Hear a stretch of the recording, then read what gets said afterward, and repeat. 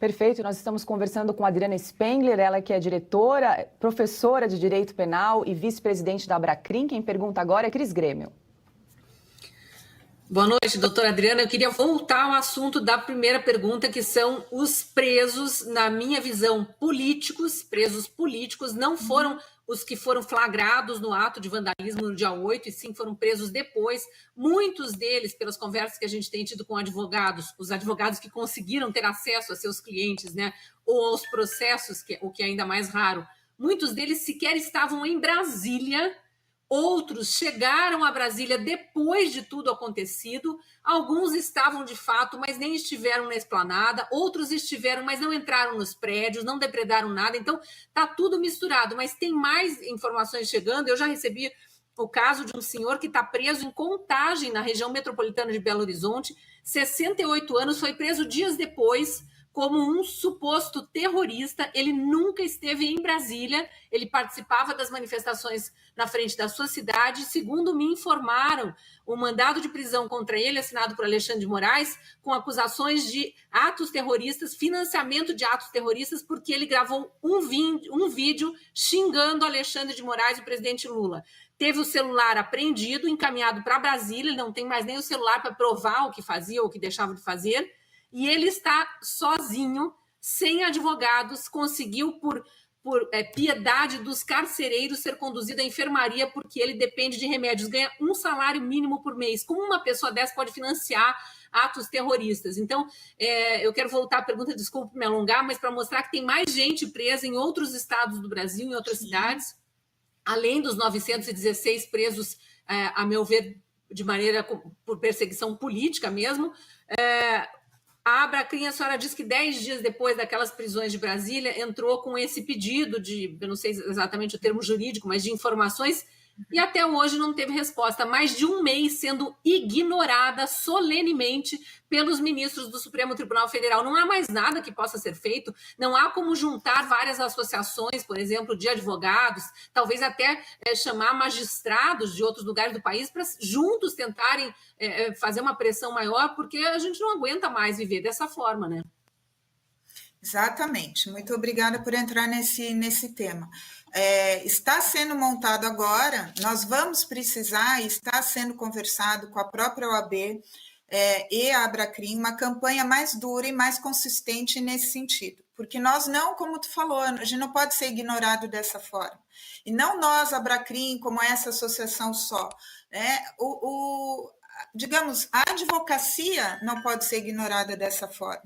Então, a partir do momento que eu percebo que há uma violação de prerrogativa nesse nível dos advogados, quando a gente percebe a situação desses presos, que muitas vezes estão sem condições, até como você comentou, de constituir advogados, o acesso à justiça, à sua defesa está sendo difícil, nós temos que agir. Então, claro, estamos chegando num ponto, né, que as associações realmente vão ter que se unir, vamos ter que ter algo mais consistente, porque, claro, dentro dessa perspectiva do Supremo Tribunal Federal de intérprete da Constituição, nós ficamos um pouco limitados nesse acesso. Quando todo o processo ele parte de uma ideia que ele é vinculado ao próprio Supremo Tribunal Federal, onde você tem, como a gente já falou isso antes, o inquérito das fake news, quem investiga, quem denuncia, quem vai punir está na mão do mesmo órgão. Isso complica demais a atuação do advogado, complica demais. Quando nós tivemos lá atrás a instauração desse inquérito, foi a mesma coisa. Muitos advogados sem acesso ao inquérito, tendo que acionar a Abracrim para que a gente pudesse ali estar junto com esses colegas, tentando fomentar que as suas garantias, suas prerrogativas não fossem violadas.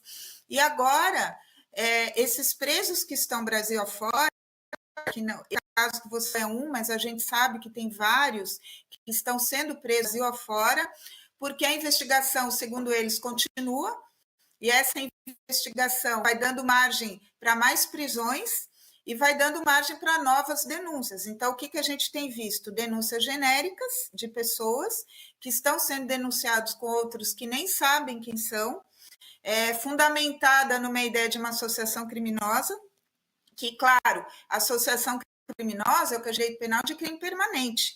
É como se essas pessoas estivessem vinculadas 24 horas para fins de cometer crimes juntos. Eu tenho um caso, por exemplo, de um sujeito que ele estava lá no QG de Brasília vendendo camisas do Brasil.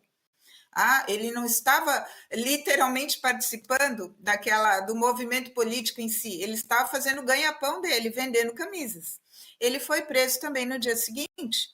Então, a gente está vendo essa falta de critérios, né, de imputação e de uma forma generalizada e perigosa, porque agora começam a sair os mandados de prisão Brasil afora.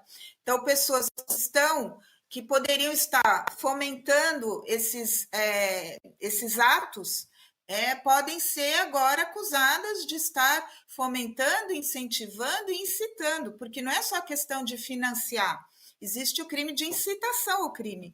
E é muito fácil, porque ele é um crime de alta interpretação. Que é incitar um crime? É eu colocar numa rede social algo contra determinada situação, estou incitando as pessoas a irem lá e quebrar o STF e fazer, enfim.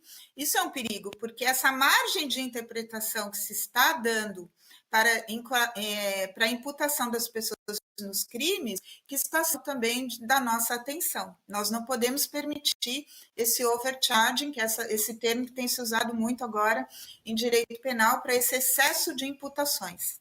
Lembrando que a própria lei antiterrorismo, que veio para o nosso ordenamento para as Olimpíadas de 2016, como todos lembram, é mais ou menos uma pressão internacional para que o Brasil tipificasse essas condutas, ela não prevê para atos políticos.